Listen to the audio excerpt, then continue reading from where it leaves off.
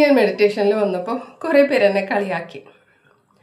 അതായത് നാളൊരു ആശ്രമം പണിയോ ഇഷ സദ്ഗുരുയുടെ പോലെ പണിയോ എന്ന് വെച്ചാൽ പണിതാൽ എന്താണ്, ആൾക്ക് ഫാമിലി ഉണ്ട്, കോടികളാണ് അവിടെ.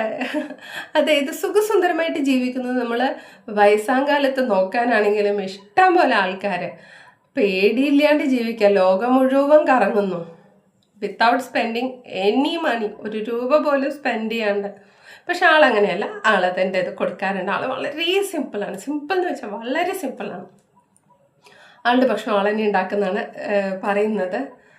അപ്പോൾ അങ്ങനെ ഒരു ആശ്രമം പണിയാണെന്നുണ്ടെങ്കിൽ നല്ലതല്ലേ? അപ്പം ഞാൻ ചോദിച്ചു, ഈ ഒരു മെഡിറ്റേഷൻ ചെയ്താൽ എന്താ കുഴപ്പം?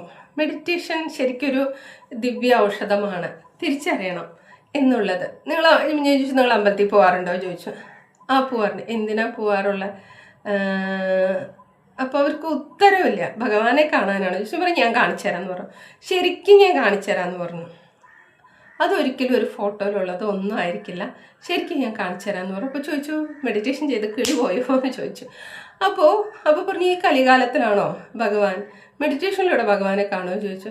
ഞാൻ പറഞ്ഞു കാണിച്ചു തരാമെന്ന് പറഞ്ഞു. അപ്പോൾ കുറേ പേർക്ക് രാവിലെ എണീക്കാൻ പറ്റില്ല, 1 മണിക്കൂർ സ്പെൻഡ് ചെയ്യാൻ പറ്റില്ല, ഇരിക്കാനും പറ്റില്ല, 1 മണിക്കൂർ ഇരിക്കണം. അതായത് ചക്ര എന്ന് പറഞ്ഞ മെഡിറ്റേഷൻ. അപ്പോൾ രാവിലെ എണീക്കാൻ 4 മണിക്ക് പറ്റില്ല, 1 മണിക്കൂർ ഇരിക്കാൻ പറ്റില്ല, സമയവും ഇല്ല, ഭഗവാൻ ഉണ്ടെന്നൊട്ട് വിശ്വാസവും ആവുന്നില്ല.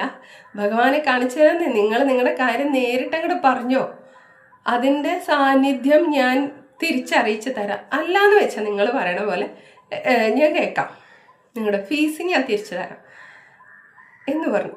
അപ്പോഴും അവർക്ക് വിശ്വാസമില്ല. ഇപ്പം ഈ കലികാലത്തിലാണോ, ഇവിടെയാണോ ഭഗവാനുള്ളത്?